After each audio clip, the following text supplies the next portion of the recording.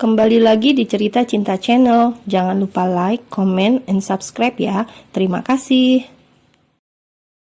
Enggak, bibir Asya bergetar.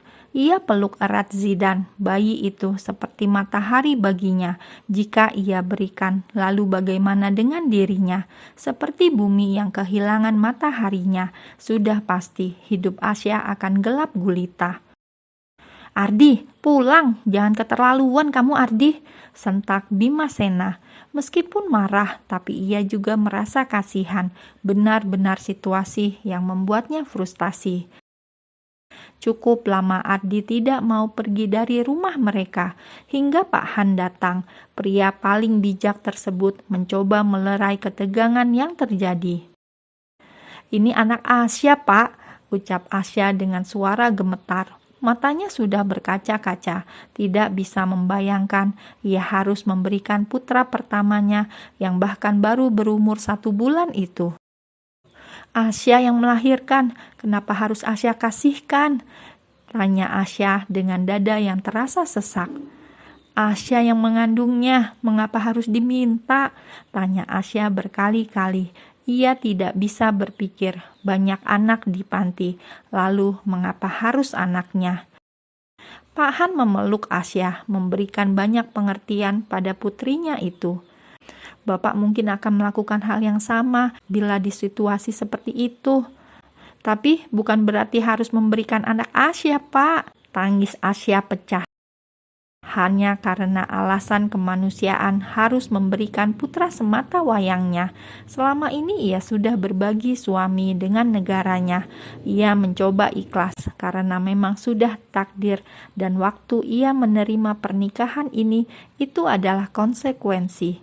Bahwa pernikahan perwira polisi artinya siap jadi nomor 2 setelah negaranya.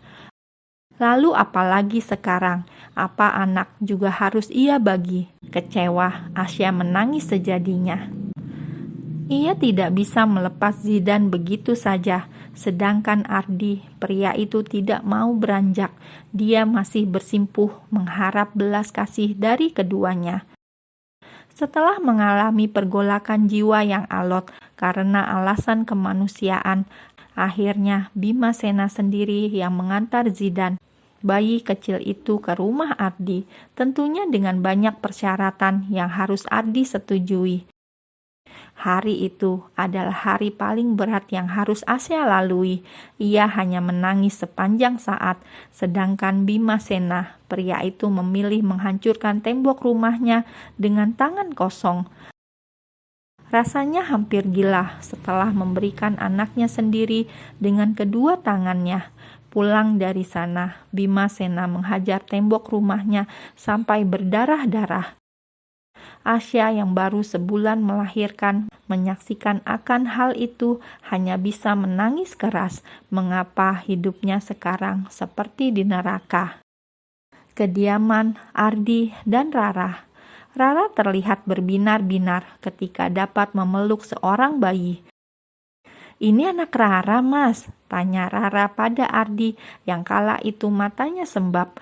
Sebab untuk mendapat Zidan, ia harus menguras banyak air mata. Iya, ini anak kita.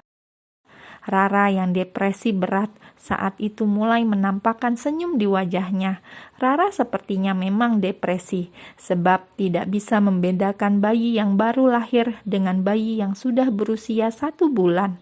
Dengan sayang, ia menggendong bayi yang kata Ardi adalah anak mereka.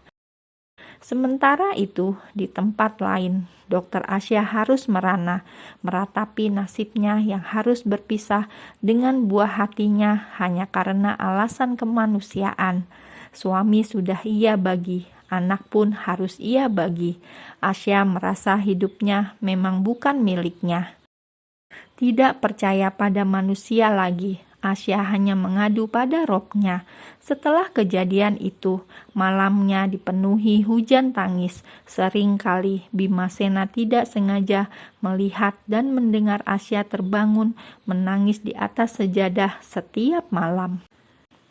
Asya dan Bima Sena memang mengikhlaskan bayi mereka, tapi dengan sebuah syarat. Asya akan memberikan ASI eksklusif pada bayi tersebut. Ya, ketika waktunya memberi ASI, Asya akan ke rumah itu. Jika akan pulang, ia sudah punya stok di kulkas. Sedangkan Rara, wanita yang depresi itu, rutin menjalani pengobatan. Ia harus terapi setiap hari tanpa jeda. Tidak telan obat, maka ia akan mengamuk, kadang bengong seperti orang gila. Asya hanya berharap dalam hatinya yang paling dalam, Rara bisa segera sembuh agar ia bisa membawa putranya pulang. Tapi sayang, bulan berganti bulan dan tahun berganti tahun, Rara tidak kunjung sembuh juga. Rasanya begitu berat, Asya menjalani hati bagai disiksa setiap saat. Asya sampai konsultasi pada dokter yang menangani Rara. Kenapa adik iparnya itu tidak kunjung sembuh, padahal selama ini ia sudah merelakan putra semata wayangnya. Tidak tahu kapan Rara sembuh, Asya hanya bisa menjalani hari-harinya dengan luka yang semakin menganga. Meski bisa memberikan ASI, Asya juga ingin menemani putranya itu tidur. Ia ingin menyuapi, memandikan, dan mengajari putranya itu, menemani tiap tumbuh kembangnya. Karena toh selama ini yang memandikan Zidan malah Ardi, yang menyuapi juga Ardi. Semuanya dilakukan oleh suami yang ditinggal depresi istrinya tersebut. Kadang seminggu sekali mereka membawa Zidan untuk main, tapi kalau Rara mencari, maka mereka kembali mengalah. Ya, hanya ilmu ikhlas yang mereka kuatkan, sebab rasanya air mata sudah habis tumpah ruah, menangisi nasib yang menyesakkan jiwa keduanya. Rara juga seperti mayat hidup. Dia akan menjerit tidak jelas bila tidak melihat Zidan. Dia akan tenang bila sudah mengkonsumsi obat. Sepanjang hari, kalau habis terapi atau minum obat, ia hanya tidur. Ya, hanya tidur berjam-jam. 4 tahun kemudian, Zidan sudah tumbuh jadi anak cerdas dan tampan, persis seperti ayahnya, ayah Bima Sena, yang sering berkunjung tapi tidak pernah tinggal dengannya. Zidan tumbuh cerdas karena sejak dini Asya menyewa guru privat khusus untuk buah hatinya yang hanya ia lihat tersebut. Tidak bisa ia bawa pulang, karena mengandalkan Rara juga nggak mungkin. Adik iparnya itu masih seperti dulu, tidak berubah. Mana mungkin bisa mengurus Zidan? Mengurus sendiri saja dia tidak bisa. Hari itu Asya kangen sekali dengan buah hatinya. Sengaja waktu weekend ia ingin mengajak Zidan menginap. Apalagi sudah beberapa minggu Bima Sena tugas dan mereka belum berkunjung. Kediaman Bima Sena. Mas, Asya kangen Zidan. Nanti tolong pakai cara apapun ya, biar Zidan bisa nginep di sini. Bima Sena dapat merasakan Asya sepertinya sangat rindu dengan putra mereka. 4 tahun lamanya mereka harus tinggal terpisah. Iya, nanti Mas usahakan. Tolong ya Mas, Asya kangen, ucap Asya dengan mengusap pipi. Entah mengapa, tiba-tiba ia rindu berat dengan Zidan. Iya, Mas usahakan, janji Bima Sena sambil mengusap lembut kepala Asya. Hari itu pun mereka berdua pergi ke rumah Ardi.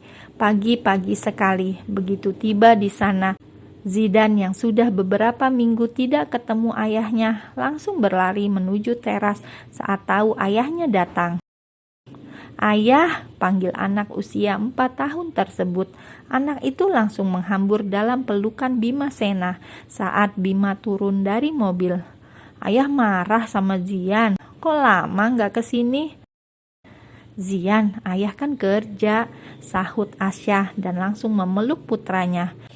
Dari belakang muncul Rara dengan wajah jutek, seperti tidak senang dengan Bima Sena dan Asya.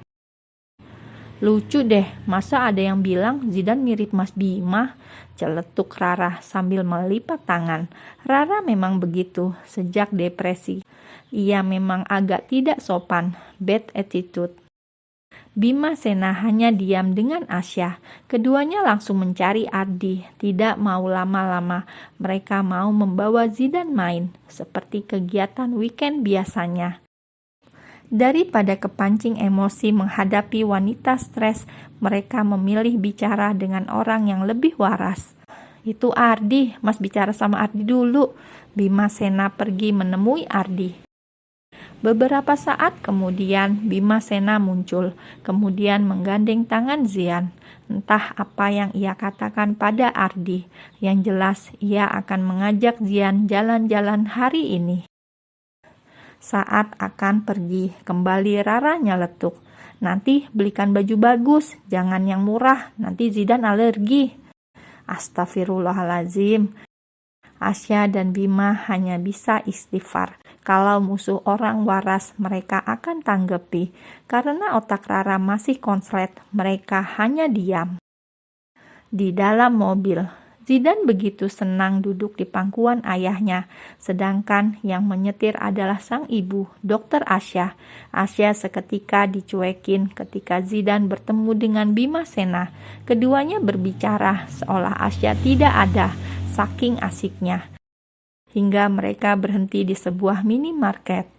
Zidane mau apa? Tanya Bima Sena melihat putranya melihat Kinder.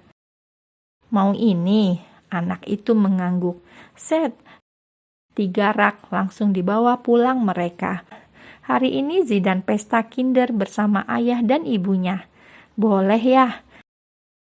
Boleh, Zian mau apa aja boleh, ucap Bima Sena dengan sayang.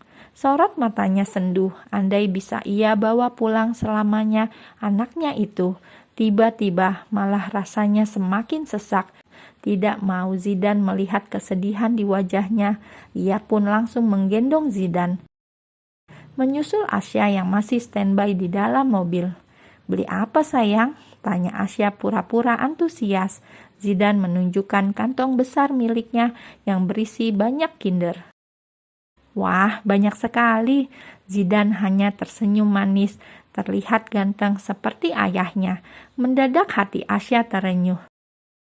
Anakku, batin Asya meringis, menahan sakit karena tidak bisa memiliki Zidane sepenuhnya.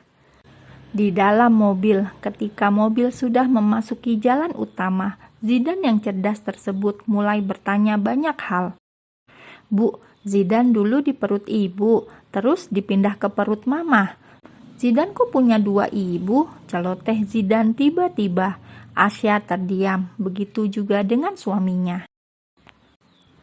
Zidane hanya di perut ibu yang lahirin kok. Sekarang ikut mama dulu ya. Nanti kalau ibu tidak repot, Zidane ikut ibu lagi, tinggal sama ibu. Kapan ibu gak repot? Zidane gak nakal bu, katanya polos dan sendu. Zidane ini anak umur 4 tahun, tapi IQ di atas rata-rata. Mungkin nurun jejak Dr. Asya. Sudah bisa baca Al-Quran, sudah bisa baca tulis. Tidak heran karena Asya sendiri pun demikian. Ketika usia 15 tahun sudah tercatat sebagai mahasiswi kedokteran. Asya hanya menelan ludah, tidak bisa menjawab pertanyaan sang putra. Kalau bisa, sudah dari dulu ia membawa pulang putranya itu. Hanya saja ia kasihan pada Rara dan Ardi. Asya benar-benar dilema. Nanti ya sayang. Zidane mengangguk dengan gaya nurut. Pinternya anak soleh ibu, ucap Asya sambil mengusap rambut Zidane dengan sebelah tangan, sedangkan tangan yang lain masih memegang setir.